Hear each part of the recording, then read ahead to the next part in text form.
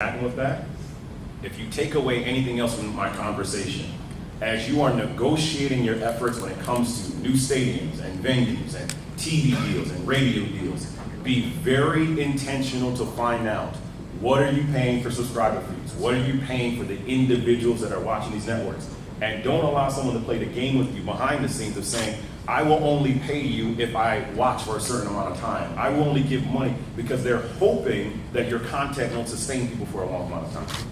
So in that manner, treat us in the exact same ways you would for others, but realize that there has to be an equity approach, because for 400 plus years you have been ignoring us. You can't ignore us any longer. And so in these spaces. Lastly, to the question, when you think through the moments that are coming, when you see what's happening with the Olympics, obviously just concluding, you see World Cup, you see draft, you see Olympics, et cetera, et cetera.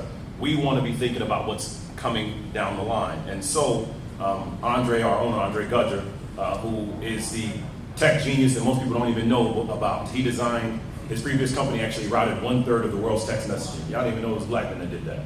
Your turn-by-turn directions in Verizon cars, Andre Gudger designed that.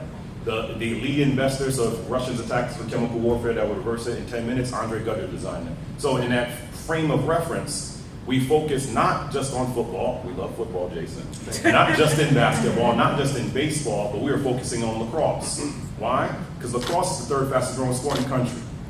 And lacrosse used to be an Olympic sport. So starting in April, we are going to oversee the first ever HBCU lacrosse league called Next Collegiate League, which we are fully paying for the league. Bauer Cascade Mavericks saw our vision. They are paying for equipment for 2 years. And because of what we started to lay out, we will build a new venue associated with this and also bring in non-HBCUs with it. Why? Because we want the Olympics to have lacrosse back in 2028. We want to think about what's coming, because fundamentally, I want to make sure that our kids get college scholarships to say, you may not be the Jason that can play in the league for 7 years. You may not be the one that can go from here. But if I get you the lacrosse scholarship, and I can make you money, and we make money at the same time, that's the level of negotiations that have to happen. Desmond Tutu said it best. Don't raise your voice in an argument, improve your argument. And that's how we focus on our negotiations. I'll build on that, because I think there's